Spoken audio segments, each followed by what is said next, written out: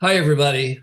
It's Bob Ost, and this is Friday, and it's the Theater Resources Unlimited weekly community gathering, something we've been doing since April 17th, 2020, a response to COVID originally. We were in shutdown and we didn't know what to do with ourselves. So we opened up a Zoom room, and this is about something like the 289th or 288th consecutive week of these that we've been doing this. So, welcome to TRU. If you're just finding us, I hope you'll like what we do and you'll come back and be part of us. Um, so uh, we we've talked about just about anything and everything. How do you come up with 288 consecutive weeks of conversation? If you have any answers for me, email me. But my answer has been just to rack my brain, come up with some things that I think are interesting to talk about, and possibly meet people randomly when you're visiting Scotland. That's one of the ways that today happened. I was at the Edinburgh Fringe, the Edinburgh Festival Fringe to be exact, and I was staying at a wonderful hotel called the Scotsman. It's like it's a terrific hotel, and I happened to meet somebody in the lobby, and I started talking to her.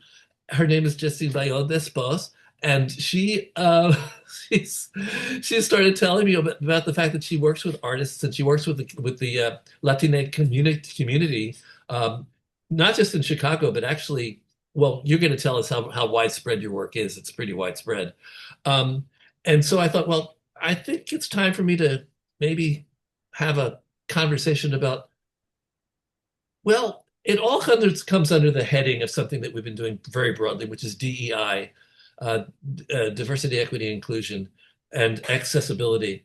Um, Something that I still think matters, even though I'm told not to think that. Um, Nevertheless, I can't get it out of my head that it really matters to try to be inclusive, that it really matters to be that we live in a country that is built on communities that had to come here from other places. Um, the one Native American community has been sorely, badly treated over in our history. So I don't know why we are looking at Latina communities and other communities as being threats to us and not being part of who we are. It is who we are. It's like that's what the United States is. I'm sorry. I'm getting political. Erase, erase, erase. All of you come back, come back, come back. We won't do this. We won't do this. But I do want to say that um, it's at least worth exploring how the current political climate is affecting our different communities. And so today, one of the communities that I really wanted to call on and talk about is the Latina community. Um, you're going to meet Justine Bayod Espoz, who is located in Chicago. Christin Cato, who she used to be my assistant. She used to. I can't believe how far she's coming. Like, I don't know what, I won't say how many years, Kristen. I won't say how many years it is, but she just won an award from HOLA for best play of the year. She's getting herself produced all the time. She's actually become a prominent part of the community here in New York. So I'm very happy to have her coming on to meet you. And Jorge Huerta, who Jorge, how did I meet you actually? You know what? I'm going to bring you on. Um, and we're going to come back to the ladies because I'm trying to remember how I found my way to you. And I don't remember either. You don't remember either. So, Jorge, tell us a little bit about your background, and then I'm going to have the ladies introduce themselves. Um, Yeah, there are so many things rolling in my head, and as I was, reading your descriptions, what we want to tackle here, and there is so much. But be aware that the Chicano movement was founded by people who said we didn't cross the border crossed us. And that was the Chicano movement of the 60s and 70s and onward, and the teatro movement that came out of that. And I became a part of that as a graduate student at the UC Santa Barbara in the PhD program, researching the roots of what was then being called Chicana, Chicano theater. and the evolution therein. And so I've been around a long, long time. I completed the PhD in 74.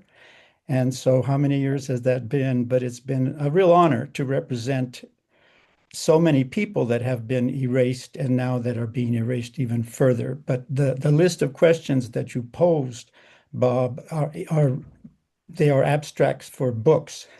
You could write a book about every one of those areas, and I don't know where to begin. Just to let people know, and you said it in the introduction there in the printout, that I started as an actor as a kid, and then et cetera, went on to become a director and a scholar, and have done both the directing and the scholarship, uh, revealing the truths behind what has been happening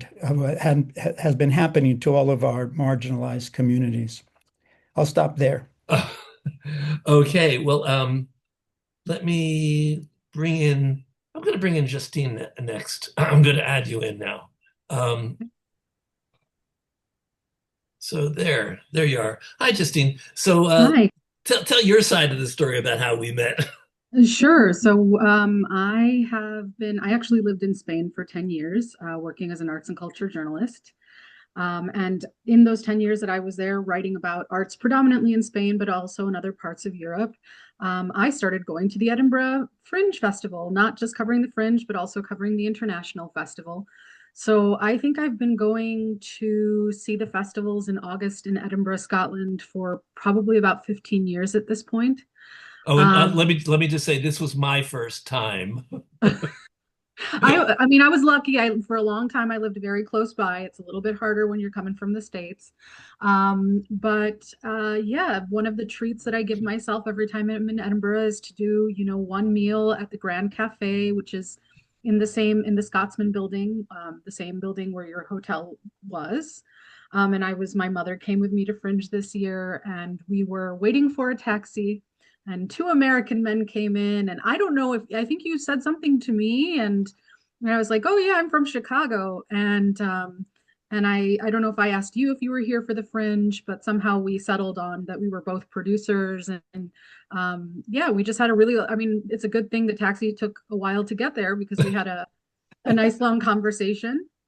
And probably what I mentioned to you is that I, in 2016, founded a nonprofit organization focused on promoting works by underserved or underpromoted artists. I'm, I'm making this distinction across ethnicity, across gender, across race, all of these distinctions that we tend to see, unfortunately, in the world. We've seen a huge rise in how open people are willing to be about their racist beliefs, their misogynistic beliefs. It's horrifying. It's horrifying when you know that this exists and you want to use the arts to humanize people and to have people understand why you don't hate people just because of the color of their skin, or the gender that they feel that they are, or the gender that they were assigned at birth.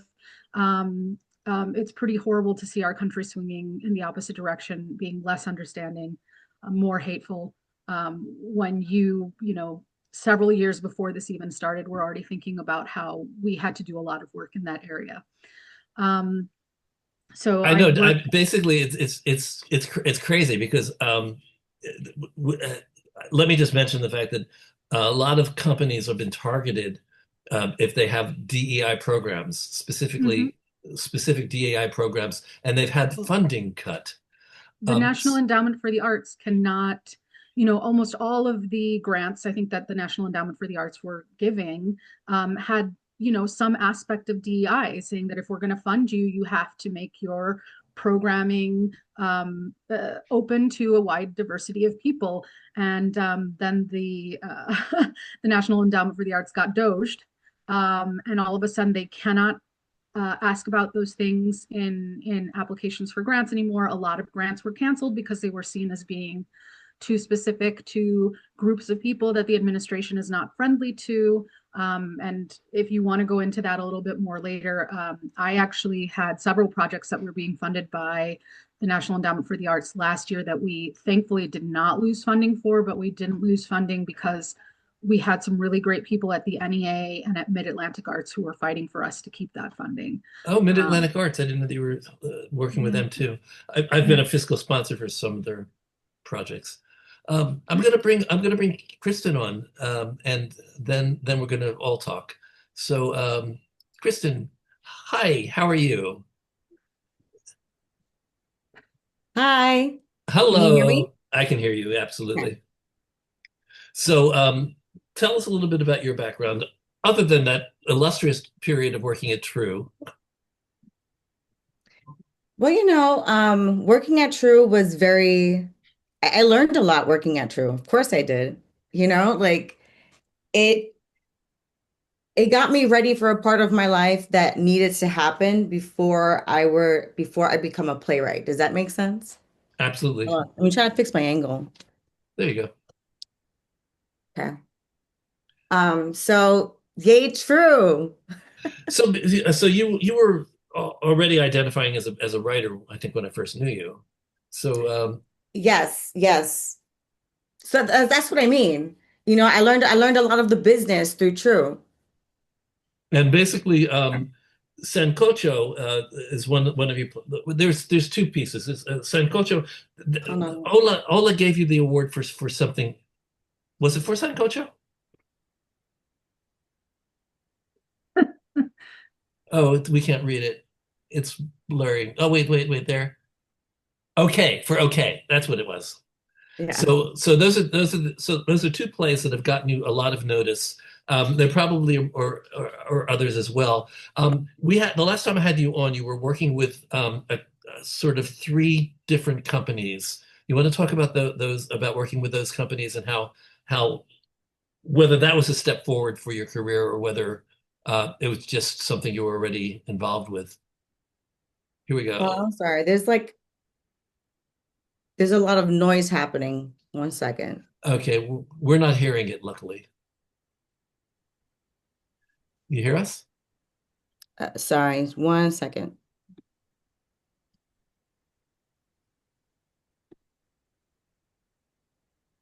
So I'm bringing my other panelists on so we can talk a little bit. So what I'm trying to say was that Christin was involved. I think it was a year ago or 2 years ago with Sancocho. It was a combined effort of. You're going to have to tell me the names of the companies because I don't have them in front of me. Yeah. The Latinx. Oh gosh. I believe it was performed in Chicago last year. Isn't that right? Back. Can you hear me? Yeah. Yes. Okay, this is so much better. There was so much noise behind me. I could not hear myself. Okay. These are noise canceling, so these are great. Okay, and we don't hear the noise in your background, so that's great. That's great Good, too. good. So I was just saying, tell us about the collaboration that you did with it was two or three companies when Sancocho when you came on and talked about Sancocho. Was this the at WP? Yes, it was. It was at WP Women's Yeah. formerly So the that Women's was Project. So it was WP, Latinx Playwright Circle, and Soul Project. So how did they find you, or how did you find them, and how did it all come together to produce your play? Well, I had been a part of these organizations for so long as a like an affiliated artist, whether it was as an actor or a playwright. I think when I say actor, I that was Soul Project. Soul Project has been involved in. I've been involved in a lot of soul cycles, you know. Um, and with Latinx Playwright Circle, I was part of their first cohort of playwrights, and so it just all culminated into. And then I had that residency with WP Theater. So it just all just it all just fell into place. It fell into place because then I had this play from Sancocho that I had started writing while I was in grad school, and it was just all aligning in that way because then everything was online because this was like during the pandemic, and so Sancocho was just being read and worked on in so many different places because I had written it during a time when we were like in lockdown, you know, and I'm talking about making sancocho with your family, and so many things were happening, like so many secrets, so many um different realizations were happening because people were now home. People were now stuck with each other. They were talking to each other. They were reaching out to each other. And maybe some weren't, you know, but either way, that's when it started to really become its own living and breathing thing, because people were breathing into it, because everyone was sort of identifying with it at the time. And so it's just always had a buzz from the beginning. And I think it's because of the way everything just aligned. You know, I just it was something that I wrote for that time, and this time that we're still in, and we're going through it. We're going through this period of like reckoning. So I'm going to come back. I'm going to come back and specifically ask what twists and turns your career has taken as you became more involved in Latine arts organizations, and what it was like for you to be a Latine artist in New York without. I mean, I know you're part of the Flea A at one while point. ago. Yeah, That's when long time ago. I was a bat. I was a bat. Yeah. Yeah. So the overall thing that we want to look at really here is what the communities are like, how inclusive the arts are in New York, Chicago, LA, wherever the world right now, and different aspects of that. What are the challenges to creating genuine inclusion in the melting pot of American arts culture? That was one of the sentences that we're going to expand into an essay, right, Jorge? Into a book. Into a book, yeah. And to come back to you, Justina, I don't think we actually included some of the specific companies that you were. Talk about Torito Arts a little bit. And Sure. So Torito Arts was founded in 2016. I actually started, the way that it started was that I was still living in Spain before I founded it. Because I knew so much of the arts community in Madrid in particular, having covered them for press, I started to form sort of deeper relationships with some of the artists I really respected. Would tell me, you know, it's not enough just to be working in Spain. We have to tour internationally.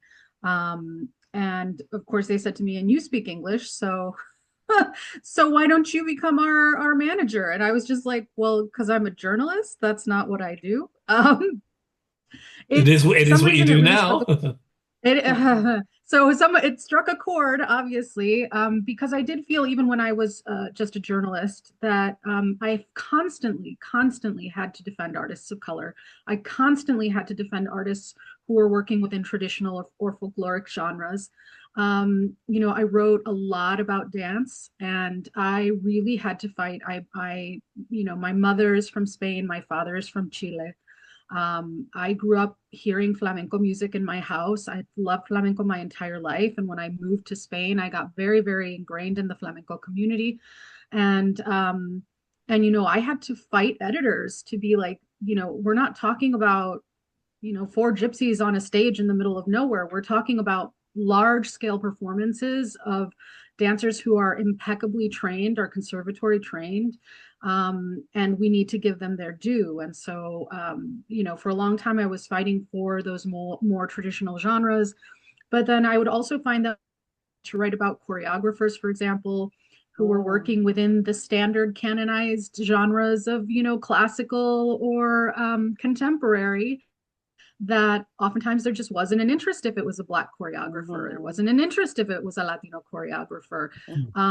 And so I felt that even as a journalist, I was already fighting this fight that really had to be fought. So when this idea of, hey, take us to the US, have us tour with you, came up, I giving it some thought, and eventually ended up doing my master's in Spain in what they call management of music, dance, and theater, but what I guess would simply be called arts administration here. And then shortly after finishing my master's, I moved back. But even from Spain, I'd already brought Spanish productions to the United States to tour.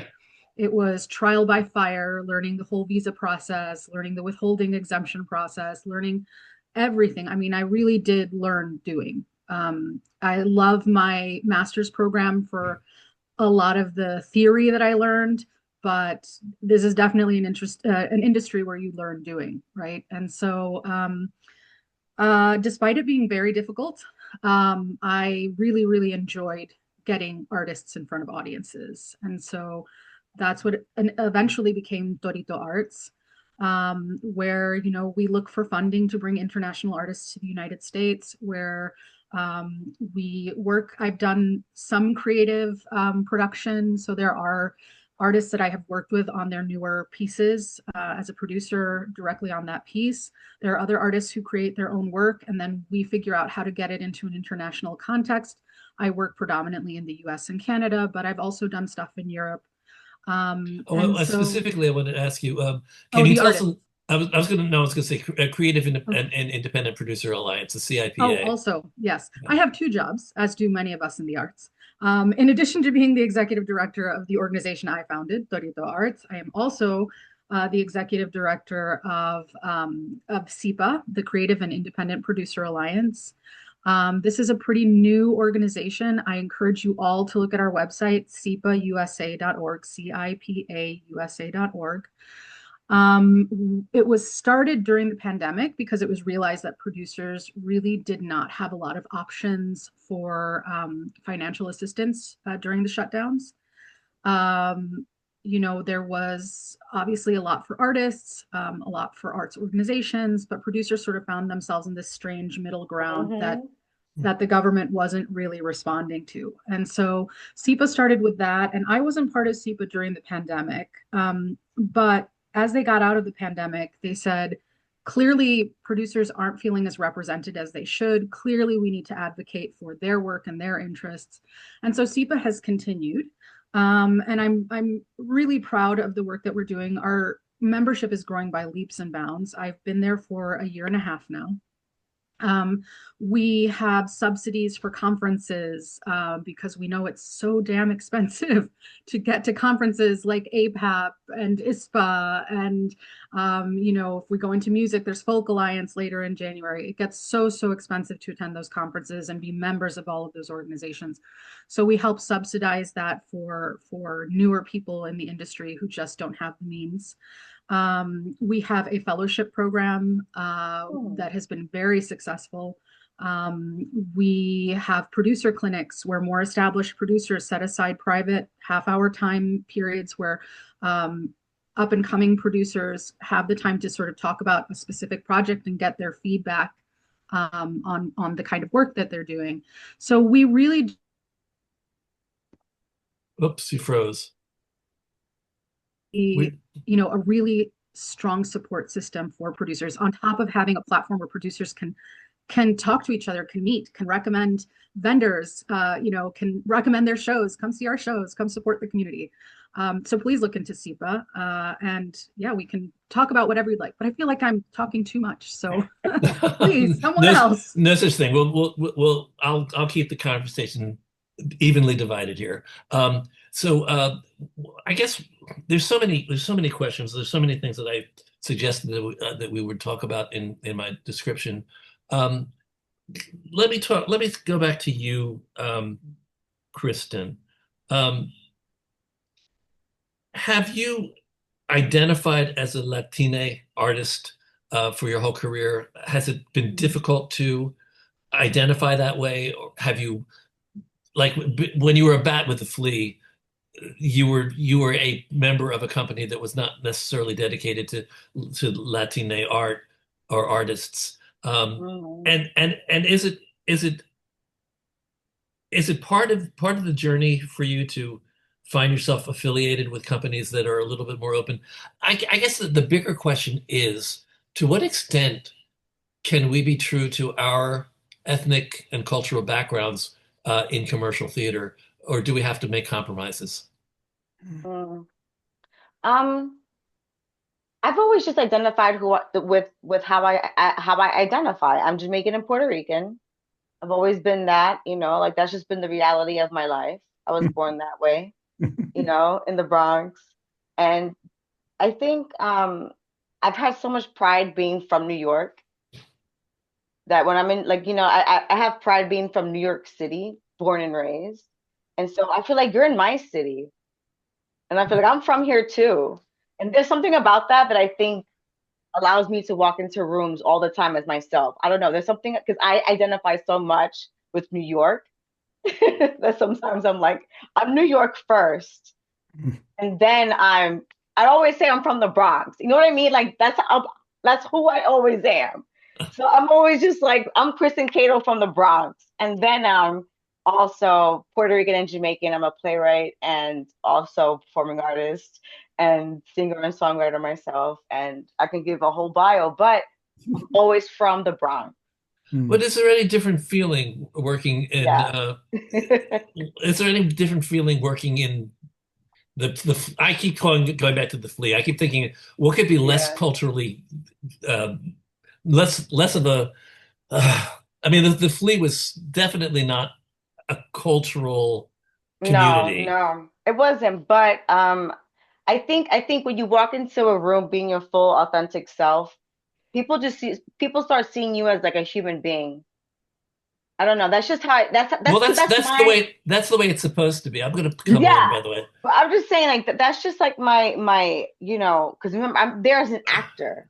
I'm there as an actor.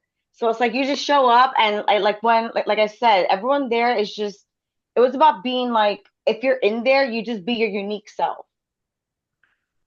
Because Well, that's how it was the hierarchy in the flea when you were in the as a bat. Like the more you were, the more like I don't know how to explain that because it wasn't like we weren't a diverse group of actors because we really were. It was super diverse when I was there. And I was there during the days of like Jim Simpson. Um, so it was a little different. I mean, it was a lot of abuse happening, but like not like kind of just like labor, just more labor, like free things, like a lot of free. it wasn't targeted abuse. It was It was general abuse. right. It was like all like expecting to do all these things for free. Yeah, It was a lot of that. It was a lot of that, but that was the real abuse. That yeah. was Equal the real abuse. opportunity abusers. Yeah, it was Yeah. that. It was So that. So that's why it ended up being a thing where it's like, well, if you don't have money to take care of yourself in other like by other streams of income, then you probably can't do this show at the Flea because you don't have the time to do it.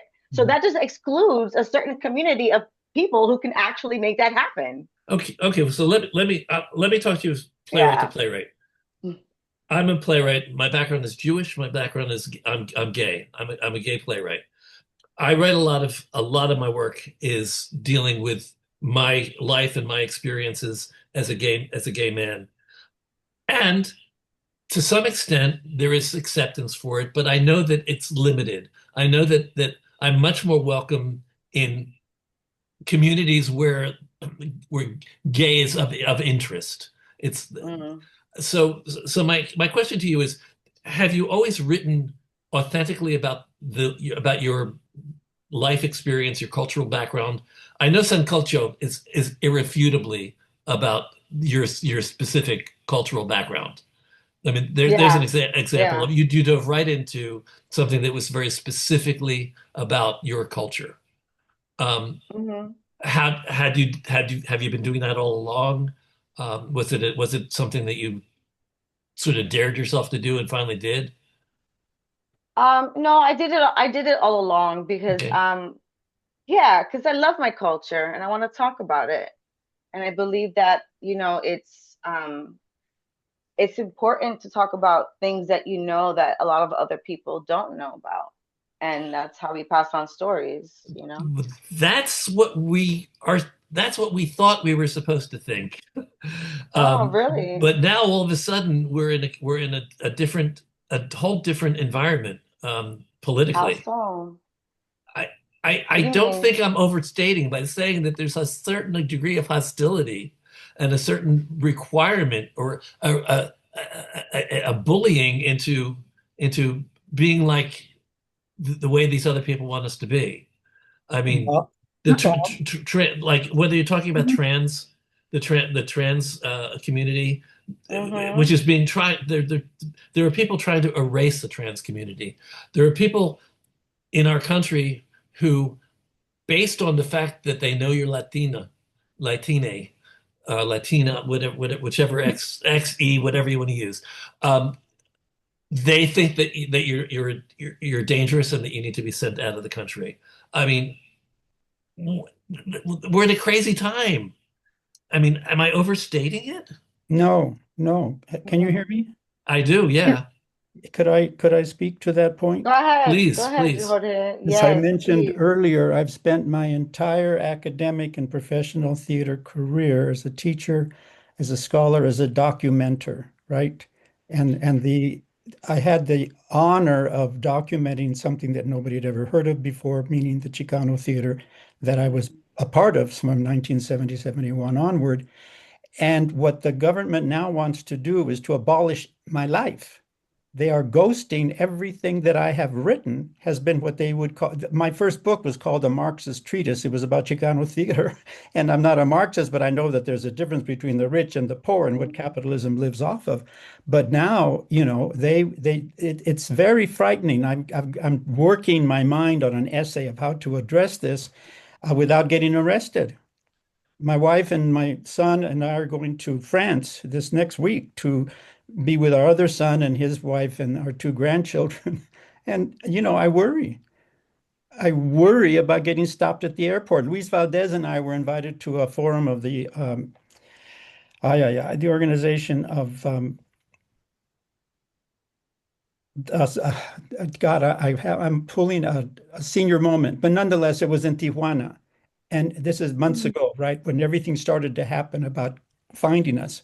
And Luis and I have been on the FBI list before everything because we were students in the 60s and 70s. Anybody who was a student was on the FBI list, and we never been dropped probably. So we did not go. We had to zoom in, and people understood that. And on and on. Today they showed on the local news here in Los Angeles the very, very important a Catholic play about the Virgin of Guadalupe, the four appearances of the Virgin Guadalupe that has been produced for centuries and all over the Southwest up to the Midwest, wherever you found Mexicans and they were Roman Catholic. And there was fear to produce it on the streets of LA because ICE is here, So yeah, I have to stop because I don't know how to articulate this. And I've written books and I've written articles of the kazoo, but never under the threat that what I am saying will be abolished. That's what they want to do. They At want to least, erase at all least of I us. know I'm not mistaken in my assumption. No, no. I I, mean, in those days, we knew the FBI was crooked back when, from every administration, but now it's out front. It's out I, front. I'm going to It's get out those people front. because they don't like me. and we're in New Mm-hmm. York and we have ice here too. I Mm-hmm. mean, we have them No, here. it's yeah. And anyway, so nonetheless, there's so much. I mean, the questions are wonderful that you raised. Mm. Let me just say one thing about diversity. A very sad thing happened when Real Women Have Curves, the musical, did not make it in New York. Mm-hmm. It was the first play by a Chicana about Latina women in a factory and thinking about the migra, the immigration back when it was in the 80s that it was set, and they kept it in that period, but everything was very relevant to today. But Josefina Lopez, who founded the Casa 0101 in East LA in Boyle Heights, had created a theater of the people, by the people, and for the people. And their theater is totally open to whoever wants to go there to be produced or to watch the plays. They're doing the history of the people who founded Boyle Heights, which originally were the Jews. That's the only place they could live. So they started the first community in Boyle Heights, and then it grew, and then the Japanese, and on and on. So there's so many stories. But the most important I have answer. a quick question for you. Can you help me get Josefina on my show? I'd love to interview Josefina with Katza 101. Um, I'll try. I'll try. She travels a lot. Okay. She was my student in 1984, 85 when she first started. And she came to UCSD for a year, etc. And the rest is history. But she's a phenomenon. She's just an incredible, incredible person. And the community that she has built here has been wonderful.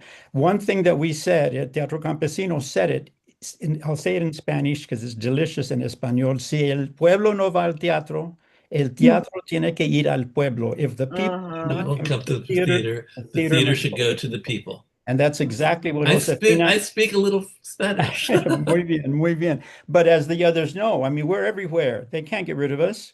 They're Yeah. not going to stop us from expressing ourselves. We just have to be very cautious. I don't know. I mean, I'm 83 years old. I didn't want my last words to be, you know what, who.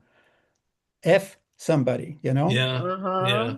And it's not just that somebody. It's very sad. It's frightening to be It's this.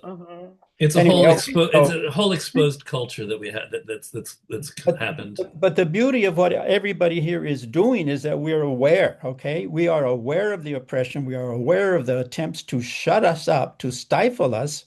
The musical, America Tropical, our history cannot be whitewashed.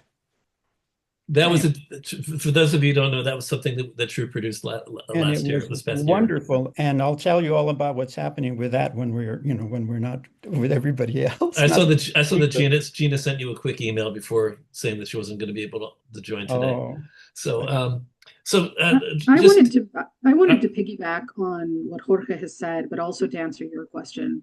I think what we're seeing nowadays is a weapon. I mean, they say it all the time, right? A weaponization of culture, and they're weaponizing a Christian white culture to beat back everybody else, right? But we're seeing this now because of the people who are in power. Now, I want to make the argument that this is horrible and it's becoming more and more violent, and that so that it becomes an immediate threat to people's safety. But when it comes to our cultures have always been under threat, always. Yes. You asked earlier a question of whether Latino culture can be commercial and remain authentic. Yeah. I think to a certain degree, those in power within arts industry, within film, will not allow that to happen. They do not want authenticity when presenting Latinos. They want a standard image of what Latinos are supposed to be, a happy image, not one that addresses our realities, right? And people can argue with me on this. This is coming from my experience, but we're always the ones that are underfunded. We're always the ones that are told, oh, I don't want to book that because I don't really have a Latino audience. Excuse me, why wouldn't something made by a Latino artist be of interest to any other ethnicity or race? Why do you have to have a Latino audience for this to be of interest to you, right? This has been forever. Now we're seeing, like I said, an uptick in violence, a more direct threat to our own safety. But the predominant culture in the United States in arts has always beaten back our culture and always said it's not good enough. And when they have wanted to use it, it's always been this kind of weird whitewashed, either a weird sanitized kind of version that's acceptable to, middle class and up higher white folks. And when I say white folks, I'm completely aware I am white, but I'm also Latina. I mean, obviously Anglo-Saxon people who are the ones that do go to theaters and spend, $100, $200, $300 on a ticket. Our communities often can't spend that kind of money. $1,000? I don't know those people, but if they want to be my friend, they can be. So, it's this is, you said you didn't want to get political at the beginning of this, but this is a very political discussion. The one thing I want to let you know is that because of the political content, YouTube is probably not going to let me promote this. So if you want people to see our conversation, I'm going to depend on you and the audience and our friends to actually share the link and get people to actually watch it. So yeah, you should make it private. I could make it private, but I could, but they won't take it down. They just won't let me promote it. So it could be there. So yeah. So what people could do, they just need a password to watch it. Yeah. So let me go back to you, Christin. So how Do you ever, well, I know the answer. The answer is not. You seem to be very authentic in terms of you as a writer. I think you're using an authentic voice of who you are and your cultural background. Do you know of, have you ever experienced other people who have felt uncomfortable, like what Justine's talking about, with possibly feeling like they won't be able to get produced because it's too Spanish, it's too Latino, it's too this, it's too that. I mean, Yeah, I think what's interesting is that it's always like what Justine said, it's always been that. So we've always been at that level where we're just trying to survive as a community. And so we just make it, and that's why we have these co-pros. That's why we work together. That's why, we have 3, 4 theater companies doing one show because we're going to make it happen anyway. But Mhm. and we are aware that the money has been cut. But you know what? We always didn't get no money. So we're doing what we have to do. And so that's why, you have 3, 4 production companies making something like Sancocho happen, Vamonos, Bees and Honey, all these shows that we've been doing in New York City. And so pa'lante, Pa'lante. okay. I mean, it's, pa'lante, that's the words. you know, Onward, onward, Oh, okay. onward, people Well, will, onward. yeah, Yeah. people of color will tell you we're used to working in adversity, yeah. under adversity, right? We're used to working with less, and it's going to continue happening. But if we really want to see things shift in this country, those that are in power, those that control the purse Yeah. string, Yeah. if they have to be on board with us to say, no, we're going to invest in your projects. We are going to provide a platform for your projects. That is how, because we're going to keep bringing artists, we're going to keep producing plays, we're going to keep doing that. But we won't be respected, unfortunately, within a broader artistic community until certain doors are open to us that haven't been open to us yet. Right. And this is not, some people might listen to this and say, oh, they're complaining. It's not complaining. We just want even footing with people. We want our contributions to be valued in the same way that contributions from other, communities within our society have been valued. And Bob, I have to say, as a gay playwright, have you never heard from somebody, oh, we can't do that show, it's too gay? Well, I haven't I'm heard it in sure those you words, have. but I haven't heard it in those words, but I've actually heard, oh, our audiences won't be interested in this, or our Well, Yeah. audiences won't be open to this. I've heard that. Yeah, I've heard that. Um, I'm sure that I have some plays that really draw on my Jewish background too, and yeah. I'm still waiting for something to get really widely seen. I have not had the success that Kristen has had. I mean, you're wildly successful right now, and I'm so proud of you. Thank you. Um, But speaking of Christian Palante, Cesar Chavez and Dolores Huerta, no relation at every rally. Sí se puede. Yes, we can. We can get a union contract. We can get better educate, on and on. It's been an incredible journey that I've had the honor of being a part of. So And to Jane Dubin everybody raises a coming. very, very interesting question. But one thing about Kristen, Mija, you have two cultures. Yes, I do. No, I mean, so which is more favored, or I mean, the Jamaicans no hablan Oh, español. I gotta say, even I know Jamaican and Puerto Rico have like nothing in common. It's like That's a lie. they're so That's a different. There's Caribbean lie. countries. That is a lie. That is a complete Oh. lie. We're like cousins. Yeah. Yeah, I know Yeah, yeah, Jamaican. because I have Jamaican friends we're who, like cousins. We're like cousins because Not we even. come from the same kind of like Arawak, native background, mixed and we were colonized the same exact way. There's a lot of cross culture. So I mean, you have a lot of Tainos living in Jamaica, Mhm. and then you have a lot of Black people in Puerto Rico, and there's just a lot of crisscross. So the whole Caribbean, like we're all just one love, one people. So Somos I am un- very I know Jamaican. Jamaicans as being a very, fiercely dedicated to their a culture. very important Mhm. Mexican philosopher, historian, Jose Vasconcelos years ago said que éramos la raza cósmica, the cosmic race, because we are not only European, we are African, we are indigenous, we are everything, and there's a wonderful movement that we're a part of over here of having plays about the Mexican Black experience, how Yes. Mexicans welcomed the people fleeing slavery in the Mm-hmm. U.S. There was a play here at the Los Angeles Theater Center. It's amazing. So yeah, that was something that is not spoken of, No somos negros, we're not black. Mm-hmm. I know I hear that a lot, and I feel like a lot of playwrights, we write about that a lot, and especially in my work too. And something that I'm very grateful about, and I love that you bring this up, thank you, Jorge, is that this tomorrow actually, if you guys want to come through, we'll put in the chat, but there's a festival happening, the Caribbean Calling Theater Festival at the Billie Holiday Theater. Mm. There's this huge, like, kind of just it's going to be some theatrical forum, but they are also doing excerpts of plays, and so one of my plays is one of them, and so it's the Beneath the Land of Cockpit Country. That's the new play I have in development. And it is a story about the land in Jamaica, and I've been working on it for the last 2 years.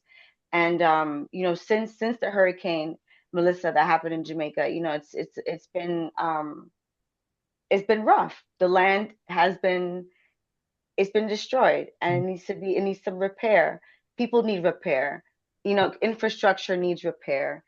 And then this Caribbean Theater Festival is happening, and I also just won a grant from the New York State. What is it? The New York State City Council on the Arts. Council of the Arts. NISCA. Council of the Arts. NISCA. I just won a grant from we just got a them. big cut. Oh, see, I just won a grant from them, but as a personal artist under a production company, which is Brata Productions. But it's for my play Beneath the Land of Cockpit Country, to continue developing it, and it is about Jamaica. It's about the land, and I was just thinking about the alignment of that, with the hurricane, how everything happens. But I think that's why you always have to just write about your culture, your stories, who you are, because that is the way that you keep the memory of these people alive. And sometimes they might cut it down politically. Sometimes they might ban it, commercially. And sometimes, it may not make it to the mainstream. But sometimes books still go around. Sometimes stories still get spoken about. People still gather in small ways, and people still go and watch. And so I think it's something that we could just never stop doing ever. And so that's where I come from as an artist. That's my job. That's my job as an artist, to continue doing that. I'm gonna bring up a question, and also I want to get to Jane Dubin's comment, because it's a very important one. Let's talk about audiences. How open are non-Latine audiences to Latine works, in your experience? Obviously you don't know everybody in the city or in this entire United States, but in general, do you think that your work attracts more often Latine audiences, or do the non-Latine audiences also support what you do? That's a great question, because I had that question myself until recently. So because my work has been done a lot in New York City, I've had diverse audiences, because that's New York City, honestly, so it's like, yes, I think, do I have more Latino people in my audiences? Of course I do, but that's not to say that I don't have other, not in New York City, and even in Chicago, I've experienced a diverse crowd, just because of the city and where we are in the vicinity, and that it's something that attracts a lot of different cultures because of that word Sancocho, I think. But every large city in this country is diverse, Yeah. Exactly. Diverse. And exactly. When you see Sancocho, you're just like, I'm going to go through. It's about food. People know it's about food. I feel challenged in answering that question. In that, in Chicago, I think we have local Latino companies that produce here. We have a small Latino theater festival. And every time I go, it's always a predominantly Latino audience, always predominantly Latino. When I bring Latino artists to Chicago, this is one of the frustrations that I have with my own city. When I bring them here, if it's a Latino artist on stage, predominantly Latino audience, it seems very hard, and I don't understand why, to get non-Latinos into those shows. But the really nice part about doing the kind of work that I do, which is putting together tours to bring over international artists, is that I have had a band from Colombia that does a sort of salsa, rock, jazz fusion. Some of them are Afro-Colombians in the band.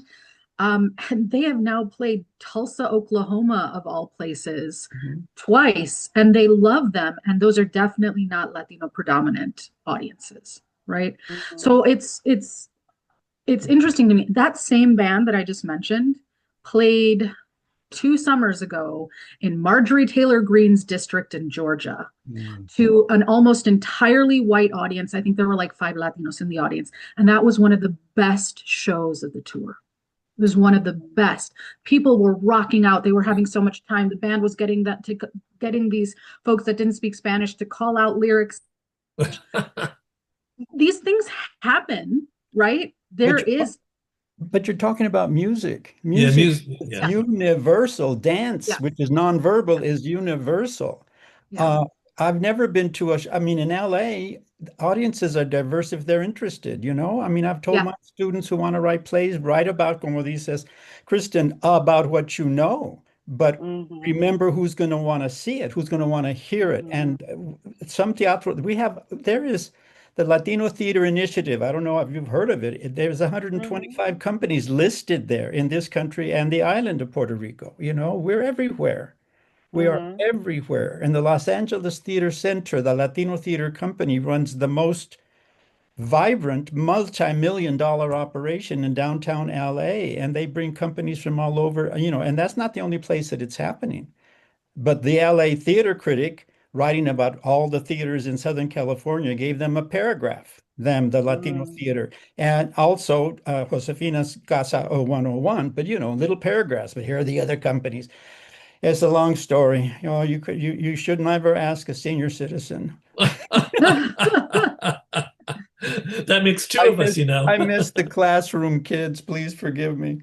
I missed it too. I also missed the classroom. Oh, yeah. There's nothing better. No, I want to die either rehearsing a play or in the middle of a lecture. It'll be tough on the actors. Want to die doing what you really love, right? Not the lecture. That would be terrible. No, I love lecturing.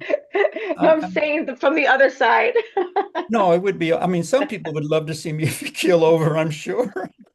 Well, let and me probably some of the actors that I've worked with would be very, very happy to see me keel over. But anyway, no, I'm sure not.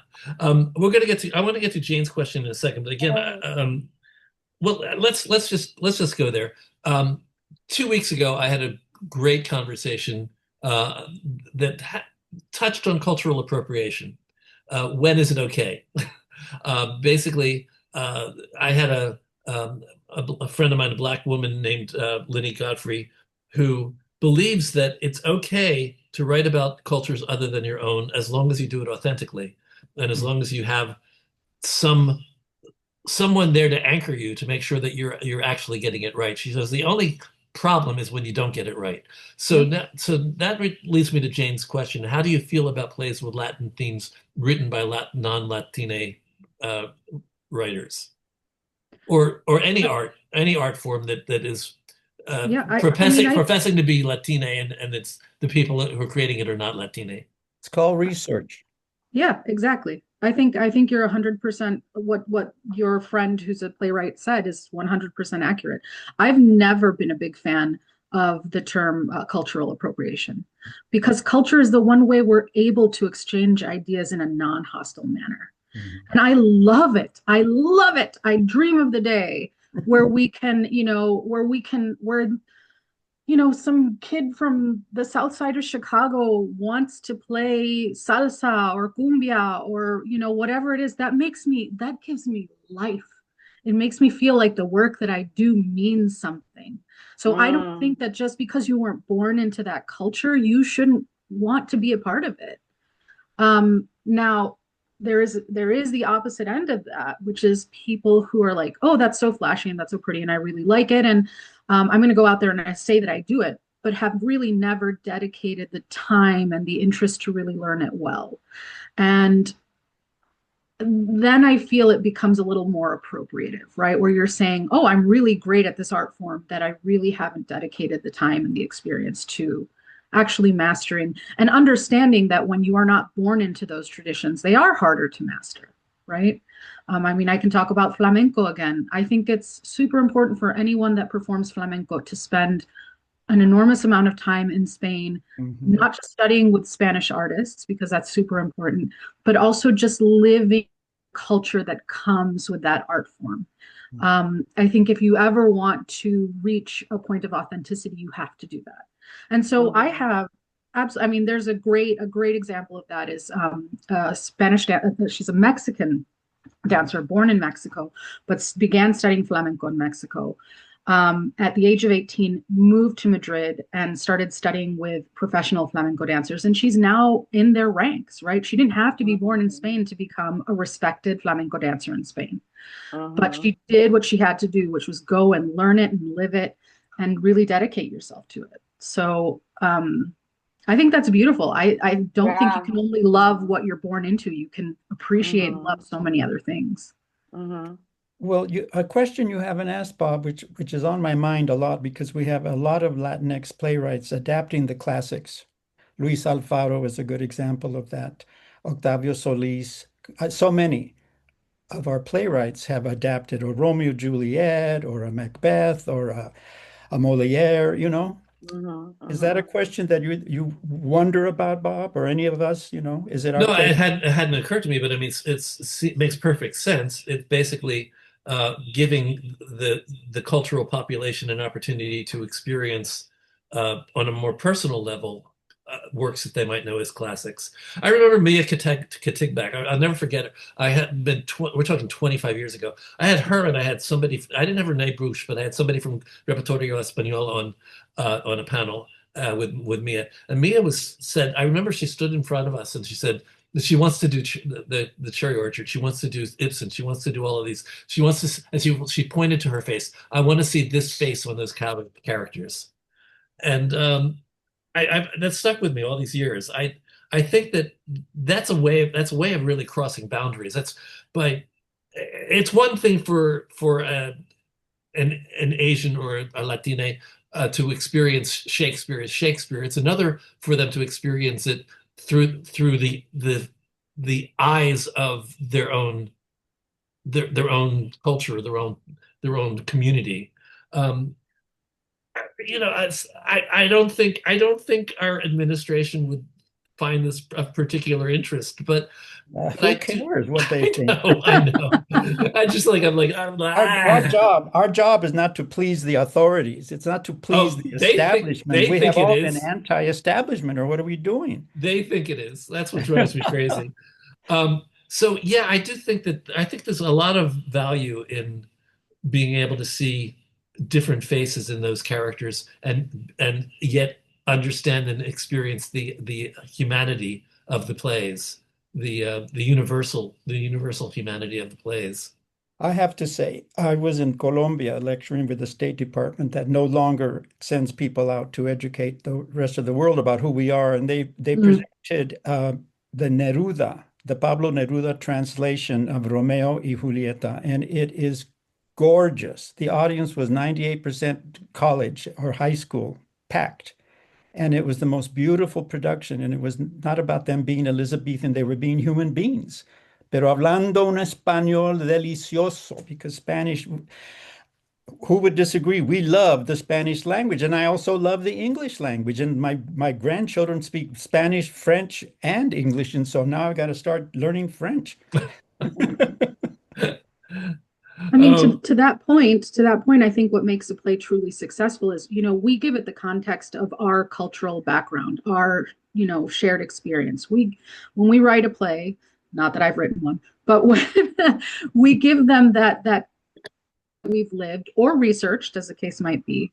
Mhm. But ultimately, the themes that really resonate with people are the more universal themes, Yeah. right? So Mhm. a really successful play can give people insight into that community, into that family, into that ethnicity, right, into that culture. But deep down, what we're all writing about are things that matter to all of us and that make an impact on everyone's lives, right? So There's wisdom that's often shared with us writers, which is through the specific you create the universal. Yeah. By being the more Mhm. specific you are, the more universal you have the potential of being. And one of my favorite, if anybody is out there on YouTube who've seen a lot of these broadcasts, you've heard me say this before, so forgive me. But one of my favorite stories that addresses what we're talking about is Sheldon Harnick wrote a musical called Fiddler on the Roof, and when there's a long story in terms of how they finally got to Fiddler on the Roof actually being what it was, but it became wildly popular and they were ready to do a Japanese production of it. And Sheldon Mm. was completely bewildered. He said, "What? You're going to do Fiddler on the Roof in Japan?" But he went to the opening in Japan, and much to his amazement, the Japanese people were coming up to him and say, "How do you know so much about our culture?" the Japanese are the best cultural appreciators I have ever seen in my life. Really? Ah, They really do appreciate and get very deeply ingrained into different cultures. It's incredible, and I think they do so with such a great amount of respect. Um, so I love the Japanese, and I love that they get freaky about all kinds of different stuff. I love it. let me open up to the room of. Oh, Thelma said, I was just going to say, Bob tells a story about Japan and Fiddler. Yes, I do, don't I? Thanks, Thelma. Are there any comments or questions from the room? Owen, were there any comments that we might want to address? I think we basically covered everything. RK mentioned that there's a new play at Second Stage, Meet the Cartosians, which tackles ethnic categorization Armenian, a century apart. Yeah. My wife is Armenian. Ah, so are we good? Everybody in the room, are you good? Any threads we left dangling that we want to wrap up or anything? Can I go back to the political? Sure.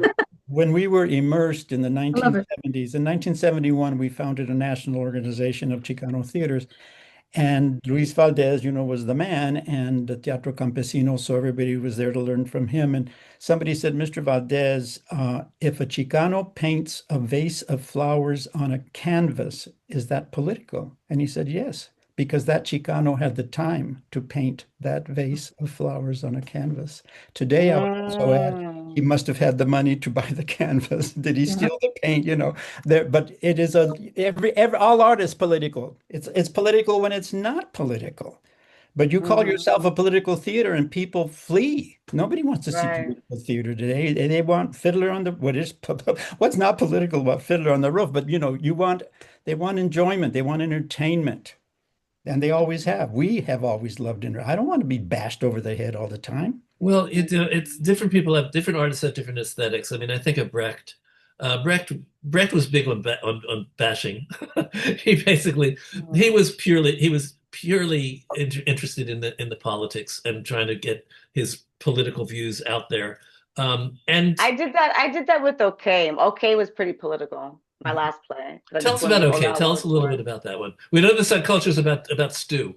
What is okay? Right, yeah. So Okay is about so it's a theater company from New York. It's a Latino theater company, and they have adapted, well, they took Oklahoma, they adapted it and made it bilingual, but also made it a parody because they couldn't get the rights or whatever. Oh, So they're doing a parody of Oklahoma and bilingual, and they are in Oklahoma.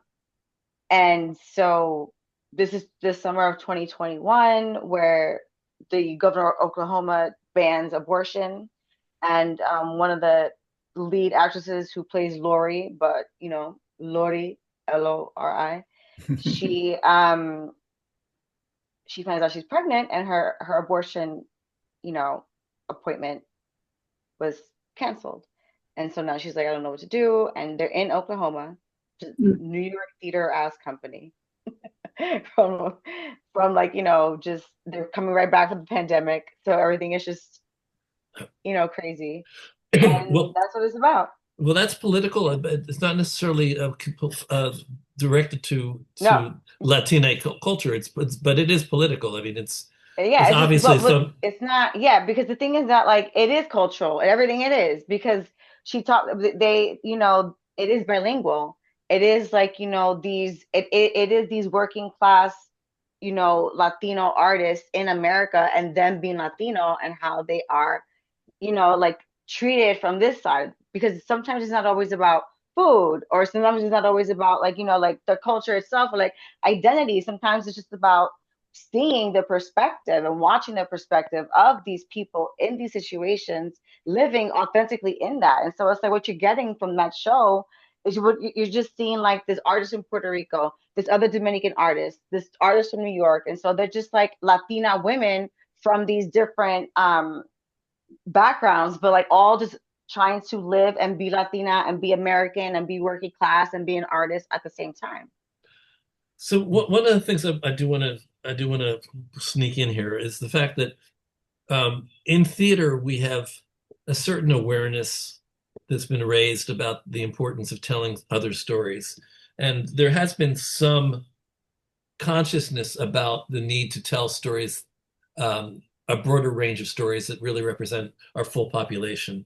That said, we thought that there was a glimmer of hope, because just as we were coming out of shutdown and theater was beginning to reopen, there were 7 Black plays by Black playwrights with Black producers and directors, the whole Black company. And everybody thought that that was going to make a big difference. It mattered, but the fact that they opened up at a time that was very awkward and very financially awkward, they didn't have full success. So I'm not sure whether the commercial theater and the producers are as actively looking for the lesser known stories to tell now. I don't know how to get back to that. And I don't know also how to get the audiences to support that. So these are things that we can't have a whole conversation about, but I think it's things worth thinking about, assuming that we want to have greater diversity in our stage, assuming that we want theater to reflect accurately the diversity of the populations and the culture that we live in. How do we do this? How are we going to find a way to get more stories told and then get audiences to come and support those stories? So just a way of saying, I think we've got a long way to go. To say the least. Yes. Yeah. Great. I kind of have a question to that, because it's not my experience. I don't work commercial the way that some of the other attendees might. But do you think something as simple as, we're going to tell a Black narrative, let's get a couple of really respected, well-known Black actors to be in it? Could something that simple be a way of getting non-Black audiences into a theater to see, you know, pay a high ticket price and see that show? You know, is that, have you seen any success in those? I'm sure that's not a novel idea, but has there been success doing that in the past? Anecdotally, I have heard that some of the plays that were produced and written by Black artists did succeed in attracting a higher percentage of Black audiences. I also know that Asian audiences are very difficult to get into commercial theater. I've heard that anecdotally as well, but it's been pretty compelling. I don't know where we are with the Latino experience, but I do know that it was considered a major breakthrough when Nilo Cruz had his play Anna in the Tropics done on Broadway, and I think it won a Pulitzer, didn't it? The play, I think it did, yeah.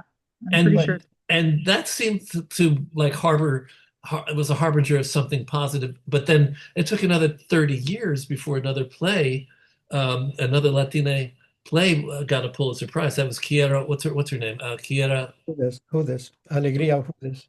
Oh, Quiera, okay. alegría, who this? Yeah, I have a hard time. I do have. Forgive me for having the Oh, problem with that's a it. tough name. I can never get her name right. I never do. But yeah, I mean, she managed to get a Pulitzer, but her play did not get into a commercial New York production. Although it is a very popular play, and it has had, I think it's had a great deal of success. Mhm. So we make little steps forward, and it just sometimes seems like it's going to take so long before we ever get there. I mean, I think a lot of times it does just take the support of some big actors in the industry who can get it in front of the right people, who will market it to the higher paying audiences. I think there's no surefire way, but there's just a comment made. Buena Vista Social Club on Broadway is a hit. Why? Because it's a recognizable brand from Cuba, right? The Buena Vista Social Club became a huge hit in the 90s. I think it was the 90s, right? It was all over PBS. The album that they brought out for this, it was the documentary, if I'm remembering correctly. Right. Just became this huge success, and so it has something that's marketable about it, I think. But it became something marketable because the people who had a certain degree of power and a certain pull, made a documentary, got the rest of the world to understand, got that documentary programmed in major film festivals around the world, actually created this opportunity for the world to come in contact with these aging but very important musicians. And now we're still seeing that people are sort of coming back to that because it was such a big hit in its moment. And those folks that saw that documentary are still around and can probably pay to go see, these types of musicians on Broadway, even though most of them are not here with us anymore. We have a musical version of it playing on Broadway right now, and Yeah. Right. That's what. I'm not sure. I'm not sure whether I think it's okay. It's doing okay. It's not breaking records. Bob, it's doing over $1 million a week.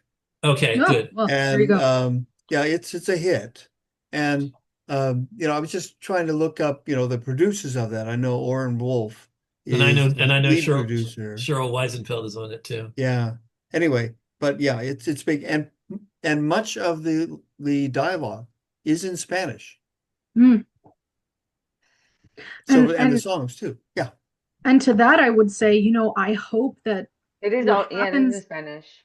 what happens in result of that is that people will go out and see other Cuban musicians or other Caribbean musicians, because if you love it in that Broadway show, I know you're going to love it when you go to see the folks that are making that music now, right? And so we really need to start. That's also something else that I think a lot about, is how do we take something that's really got a lot of energy and power behind it and get people to continue, not just to go see that one big branded version, but to have enough of an interest to say, I really enjoyed that. Let me go check out, to name drop one of my artists, Alain Perez from Cuba with his full salsa orchestra.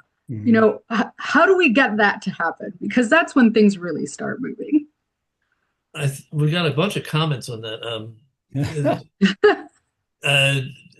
Owen, can you read some of the comments? Yeah, sure. George Furman says, I appreciated the response about how any of us can write authentically about any character we've come to know/create, and yet I'm aware that there are billions of stories that I could never write. As long as the work treats the story and the characters with respect/joy/honesty, it can be written by anyone. Michael D. Gaetano says, I saw many plays with African American casts and creatives when we reopened. Some were good, some were not. Real Women Have Curves was excellent and should still be running. It was excellent. Ashling Riley says there's also a revival in Latin pop going on in music right now, too. And then we also have Susan Crawford, who has her hand raised. Susan, to you.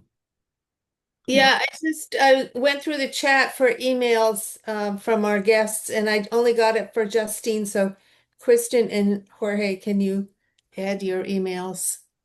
And I'll be in touch. I don't think I did put mine in there. I'll put mine in there as well. In the chat? I saw If you can. Oh, it's the SIPA website, what I put in there earlier. It's our website. Yeah. Is that what we should use? Or are you going to put It's well, I can actually put my real email address, but that's if you want to learn more about the Creative and Independent Producer Alliance. No, and if potentially if you become a can member. put your email in, because Sure. Yeah. I have a Well, particular let me project. let me just go on record as saying that it's optional.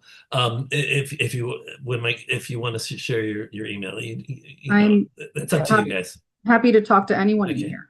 Yeah, me Okay. too. I just sent my email. Thank you. Thanks. Okay. Could Well, I ask Sorry, you- Bob, I didn't know it was optional. It's really not optional for your true people. no. What I forgot to say is that if you don't want to share your email, send me a private email. Send me a private message with your email in it, just so that we know that you're here. And then I can determine, we can decide whether or not I've almost never had anybody say please don't share my email. But I want everybody to know that that's possible. You can say don't share my email. Okay. um, could I add no, how long are we talking? What time are we ending now? We're ending about 15 minutes ago. Real okay. Then I won't ask my question.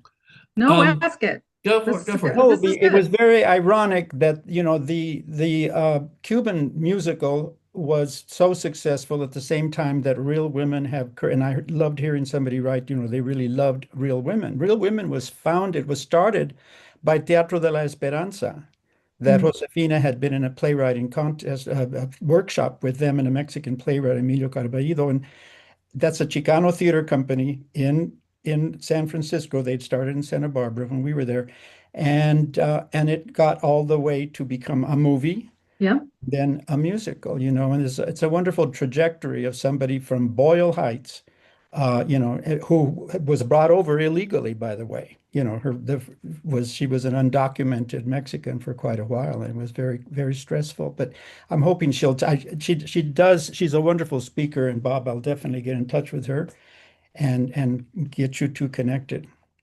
Well, and I was reaching and out that to her through somebody who no longer works with her, and I can't remember who it was, but I had given up when the person that I knew left. So oh well. Well, you oh, literally could find her through Casa 0101. You just go on the web, Casa 0101, and it'll come up and it'll give you the contact and it would go to her. But I'll send you what I have. so somebody just commented that John Leguizamo is one of the producers on Buena Vista Social Club. Can I just say I love Oh, him? He is one of my heroes. I Yeah. love John yeah. Leguizamo. I actually met him when I was, I think, maybe about 19 years old, and I saw after a show that he did in Chicago, and he was just so kind, and I was so smitten. But just been following his career both in theater and film for a long time, and I just love how dedicated he is to, I mean, he really is somebody who puts his money where his mouth is when it comes to, you know, propping up Latino culture. So I'm really glad somebody mentioned him. And when it comes to the film of Real Women Have Curves, wasn't it this comedian, George, can't remember his last name right now, Lopez? Lopez, who produced that film? And I mean, America Ferrera got her start with that film, she's where she is now thanks to that film. So I really think when we start to see those influential Latinos, who of course are able to bring in other non-Latinos who are also influential people in the arts, that's when we start seeing things really flourish. So yeah, love to shout out people like John Leguizamo, who's really been instrumental in a lot of that. Yeah. Well, I'm going to wrap up because I have to make dinner. So Well, it's going to be the cocktail hour over here, so do it. Wrap it up. okay. So I want to thank you, Jorge. I'm going to take each of you off as I thank you. Jorge, thank you. Justine, I'm so glad we met in Scotland. Me too. How Me too. fortuitous that was. Yes. And Christin, congratulations on your successes, and thank you for being a friend. Okay. Thank you. So I'm going to just say to everybody out there in YouTube land, I hope you enjoyed the conversation. I hope you found it stimulating. I think you may have found it political, but hopefully it was political in a way that you were able to either agree or disagree without being angry. So, because I don't want to lose you. I want everybody to know that you're all welcome to come to TRU. If you want to be in the room, well, next week we're going to be talking about some new festivals that are happening in New York. So it's going to be another panel about another conversation about the festival scene and using a play festival as a way of sort of developing your work. So that and things that are going to be coming in the future weeks. If you want to be invited to the room and be part of the conversation and ask questions, I can make that happen. Just email me at trunltd@aol.com. That's trunltd@aol.com. We'll be happy to put you on the list and send you our weekly invitations. We've been doing this forever. It's like what is I think what it's 200 the 289th consecutive week of doing these. Happy to do it as a community service. Happy to have people come for free. Would be also happy to pay some bills. So if anybody out there wants to support us, give us a donation maybe, or join as a member. We're actually going to be raising our membership in 2026. So if you want to come for the 2025 membership price, which is $95 for a year, go to truonline.org, truonline.org, and click for membership and join us, or give us a donation if you can. Go to TRU Donate, trudonate.com, trudonate.com. That's it. I mean, happy to do this. So happy that I'm still doing this all these many months and years later, and hopefully I'll keep doing it.